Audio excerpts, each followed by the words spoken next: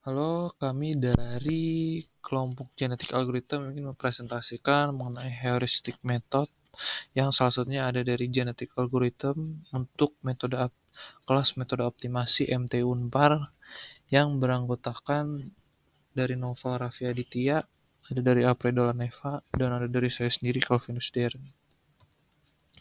Referensi yang kami gunakan untuk presentasi genetik algorithm kali ini ada dari dua, yaitu ada dari buku Melanie dari MIT Press dengan case study yang berasal dari salah satu jurnal yang berjudul Genetic Algorithm for the Bus Travel Scheduling Program. Outline dari bahasan kami kali ini yaitu yang pertama ada dari menjelaskan genetic algorithm sendiri tentang apa. Yang kedua, pembahasan case study kami yaitu dari Bus Driver Scheduling Program serta implementasi nanti di case study kami untuk penggunaan genetic algorithm seperti apa dan konklusi dari keseluruhan. Yang pertama kan masuk mengenai apa itu genetic algorithm atau pembahasan mengenai GA sendiri. Nah, genetic algorithm sendiri merupakan salah satu metode optimisasi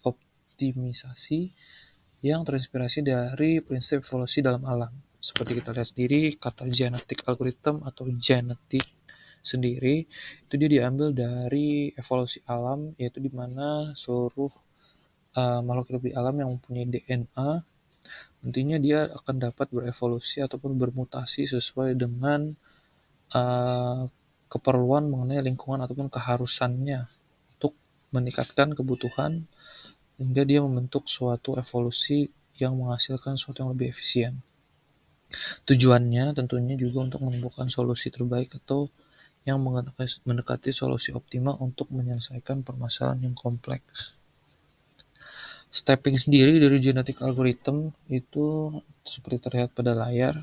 Yang pertama dari initial population, nanti akan dilanjut ke fitness function, lalu dilakukan selection, crossover, mutation, yang saat dilakukan hasil mutation baru, apakah sesuai dengan population size atau yang sesuai diinisialkan population sebelumnya. Lalu jika cocok akan menjadi new population, lalu hasil tersebut akan terus melakukan looping hingga menghasilkan hasil yang optimal, baru dia akan melakukan stop dari stepping keseluruhan QA ini. Mungkin penjelasan dari sebelumnya, seperti tadi ada initial population, yaitu membuat populasi awal dari individu-individu atau solusi-solusi yang dihasilkan secara acak. Lalu nanti dari evaluasi fitness itu bagaimana dia akan mencerminkan sejauh mana kira-kira solusi tersebut mendekati solusi optimal atau tidak. Setelah didapatkan hasil solusi tersebut, kita akan melakukan seleksi kira-kira solusi mana yang lebih baik untuk dijadikan sebagai parent atau orang tua dari hasil mutasi ataupun generasi selanjutnya. Di mana dari hasil reproduksi nanti akan menghasilkan keturunan baru melalui proses apa? Itu dari proses mutasi atau crossover untuk mencampurkan kira-kira dari solusi tersebut. Tentunya dengan melakukan pencampuran akan diharapkan menghasilkan hasil yang lebih baik kembali untuk solusinya. Dari situ akan dilakukan pergantian di mana generasi sebelumnya dengan populasi baru yang sebelumnya sudah dilakukan reproduksi. Lalu hasil tersebut akan terus berulang ke dalam iterasi hingga menghasilkan solusi yang paling optimal.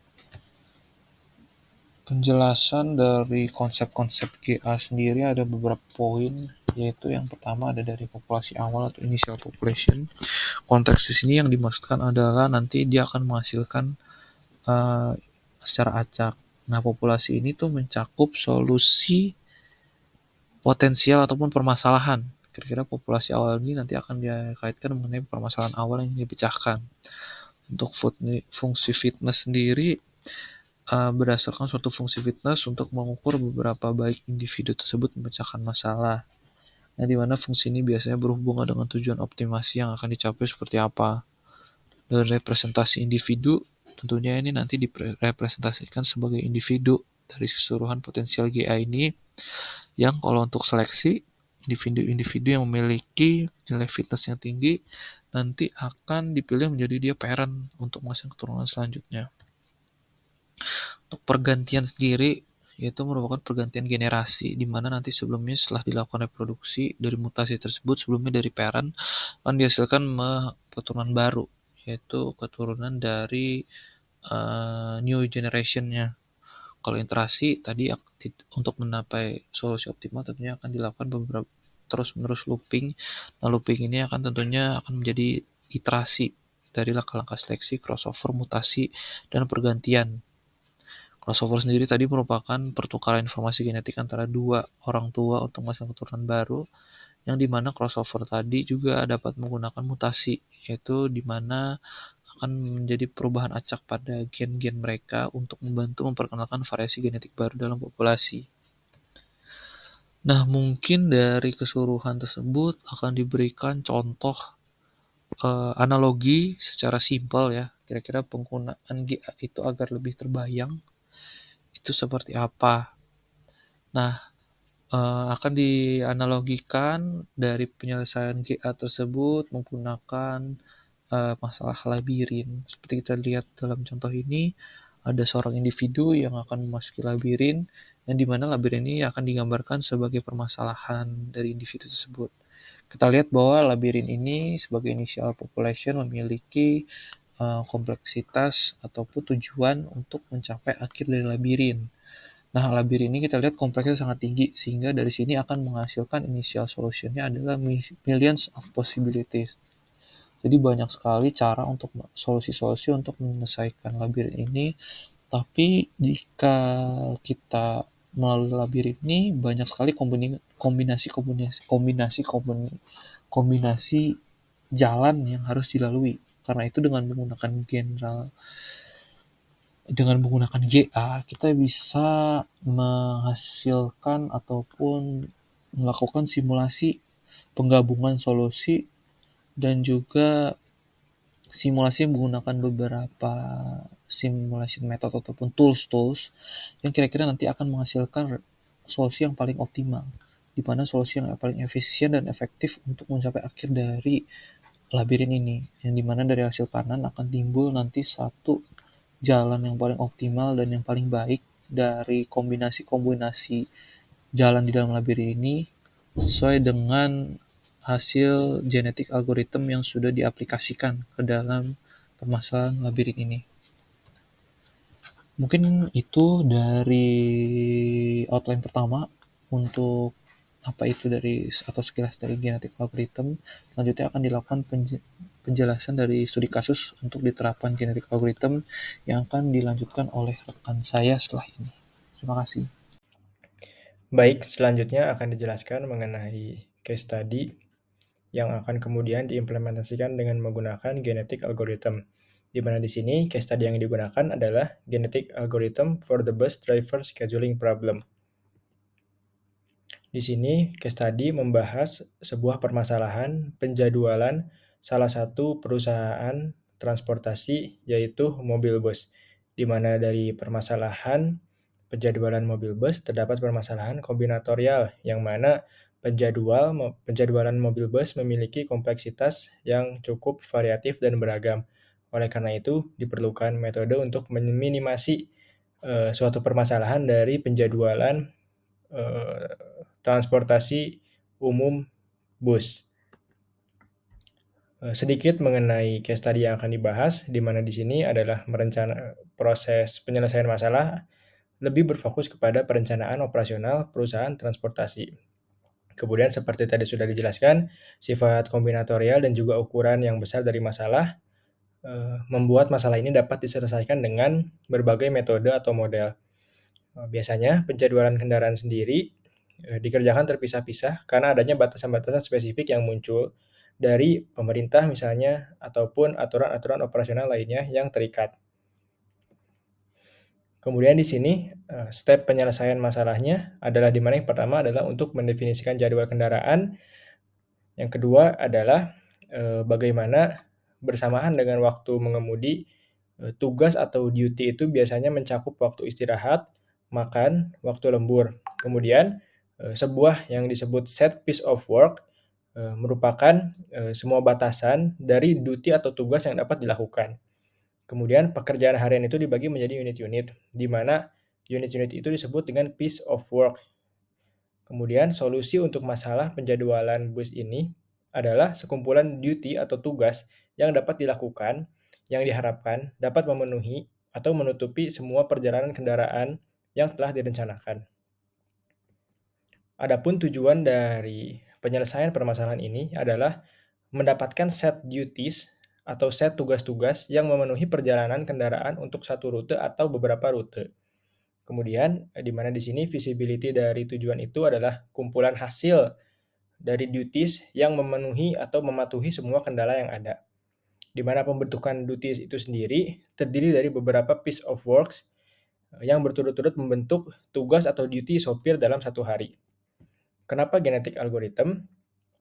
Di sini dipilih genetic algorithm karena beberapa karakteristik yang sesuai dengan permasalahan yang ada. Salah satunya adalah karakteristik kombinatorial, kemudian juga kemampuan penanganan solusi non-linear dari genetic algorithm, yang mana genetic algorithm tidak memerlukan kondisi linearitas ataupun diferensiasi.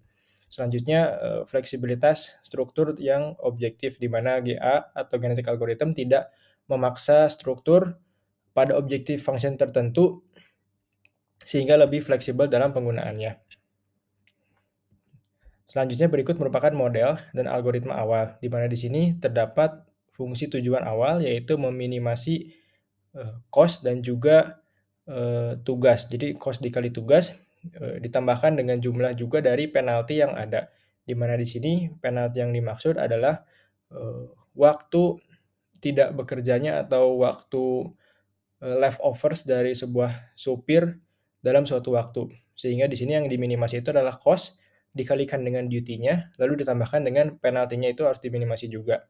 Kemudian di sini terdapat constraint, yang mana constraint tersebut adalah duty-nya sendiri, kemudian ditambahkan dengan piece of work-nya. Selanjutnya akan dijelaskan mengenai implementasi genetic algorithm tersendiri kepada case study. Yang pertama adalah inisialisasi populasi atau coding scheme, di mana di sini pembentukan coding berdasarkan piece of work, di mana piece of work yang sesuai dengan satu gen dari kromosom dan setiap gen ditandai oleh tugas atau duties yang mencakup piece of work dalam solusi tertentu. Di sini contohnya adalah ada beberapa gen dan juga beberapa solusi, di mana nilai setiap gen itu berhubungan dengan duty yang mencakup piece of work. Misalnya, duty 5 itu mencakup piece of work 2 dan juga 11. Dapat dilihat. Kemudian ketika ada piece of work yang tidak tertutupi, maka akan diberi nilai 0. Seperti pada gen nomor 8, itu diberi nilai 0. Selanjutnya fitness function, di mana di sini masalah penjadwalan sopir bus yang juga melibatkan beberapa tujuan yang saling bertentangan. Biasanya masalah ini dapat diselesaikan dengan masalah set covering ataupun sebagai masalah set partitioning, di mana fungsi tujuan atau objective function-nya adalah jumlah biaya individual dari setiap duty dalam solusi.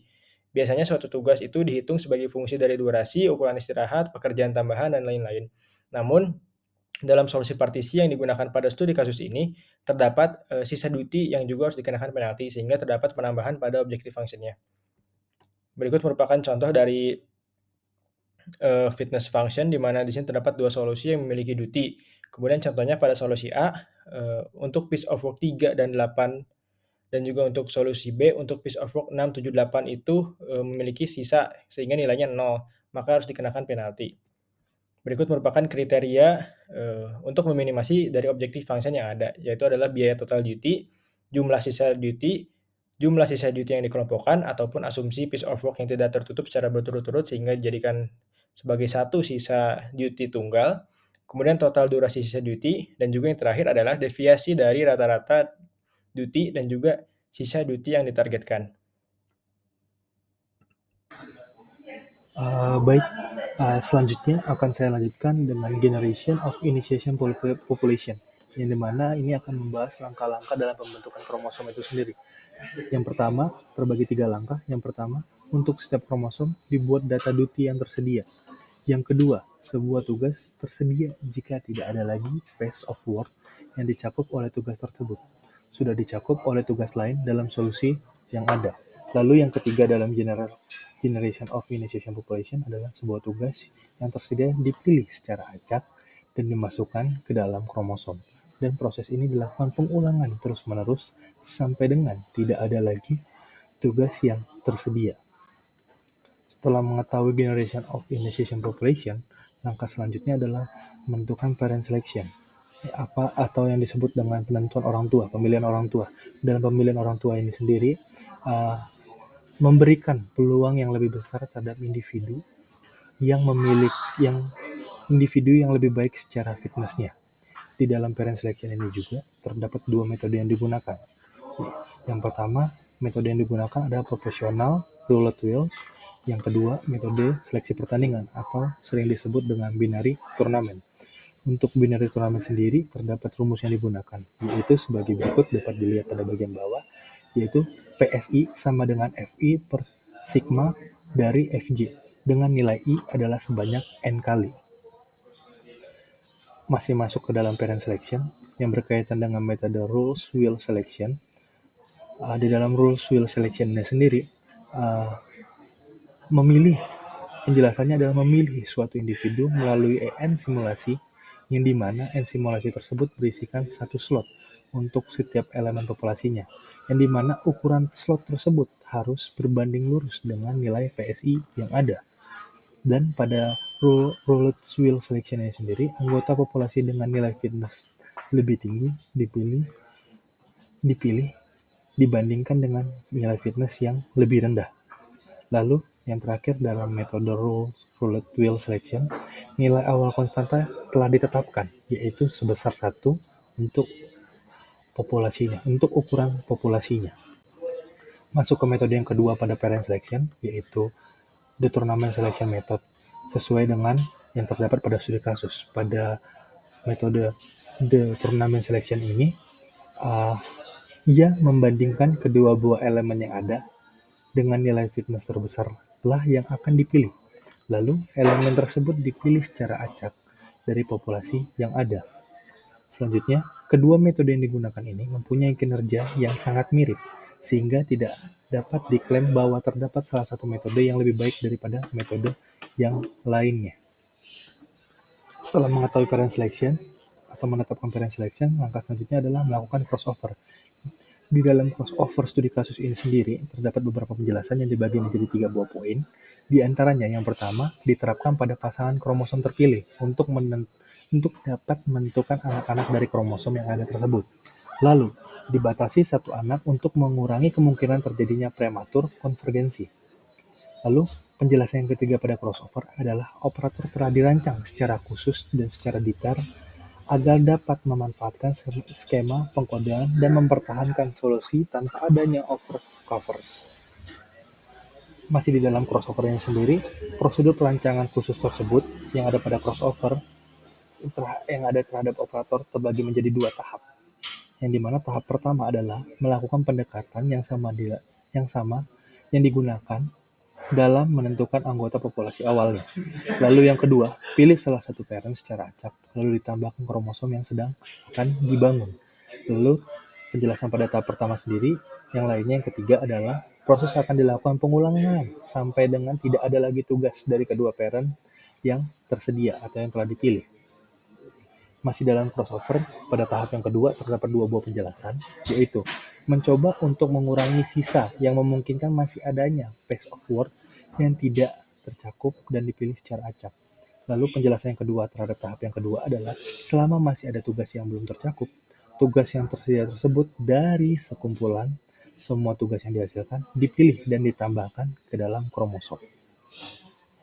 Setelah mengetahui crossover itu sendiri, langkah selanjutnya adalah menentukan mutasi, di mana dalam studi kasus Bush driver scheduling ini sendiri, mutasi dirancang ke dalam 2 buah. Yang pertama adalah basic mutation, yang dimana penjelasan dalam basic mutation ini sendiri adalah menghilangkan sebagian kecil duties dari kromosom yang dipilih serta daftar yang berisi semua tugas yang tersedia.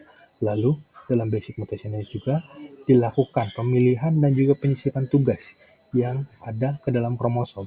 Lalu diulangi secara terus-menerus hingga tidak ada lagi tugas yang tersedia untuk kromosom tersebut. Akan tetapi, pada mutasi yang pertama ini terdapat catatan, yang dimana catatan tersebut berisikan diperlukan perhatian khusus atau detail guna menghindari terciptanya kromosom identik dengan kromosom yang aslinya. Masuk ke dalam mutasi yang kedua, Mutasi yang kedua yang ini disebut dengan improve mutation, yang dimana penjelasan dari improve mutation ini sendiri adalah operator berbasis pengetahuan yang digunakan untuk meningkatkan solusi tertentu secara langsung melalui perubahan-perubahan kecil pada solusi yang ada, lalu mengisi tugas yang mencakup pekerjaan yang sama dari salah satu tugas yang saling berdekatan. Terdapat juga catatan pada mutasi yang kedua ini, yaitu dari prosedur ini didapatkan bahwa prosedur dapat menyebabkan algoritma mengalami prematur konvergensi. Jadi, dari mutasi ini sendiri dapat disimpulkan bahwa mutasi itu merupakan perpindahan antar kromosom pada salah satu solusi, bukan terhadap solusi lainnya. Dari mutasi pada studi kasus Bush-Driven scheduling ini, didapatkanlah hasil mutasi kromosom sebagai dengan berikut. Dapat dilihat ada 14 gen dengan nilai di dalamnya yang telah dimutasikan antar satu dengan yang lainnya. Pembahasan selanjutnya berkaitan dengan outline yang keempat, yaitu conclusion. Di dalam conclusion ini sendiri terdapat 3 buah kesimpulan atau 3 buah hal yang dapat ditarik dari studi kasus yang akan dibahas. Di antaranya yang pertama, genetic algorithm digunakan untuk menyelesaikan permasalahan yang berkaitan dengan Bush scheduling. Lalu conclusion yang kedua adalah genetic algorithm menghasilkan solusi secara cepat, memuaskan, dan mendekati ekspektasi dari perancangan yang ada. Lalu conclusion yang terakhir adalah diperlukan alternatif pendekatan heuristik lainnya pada masa yang akan datang sebagai perbandingan untuk mencapai solusi terbaik pada masa yang akan datang tersebut. Sekian penjelasan kami berkaitan dengan tugas besar mata kuliah metodologi optimasi. Apabila terdapat kesalahan kata dari kelompok kami, mohon maaf dan terima kasih.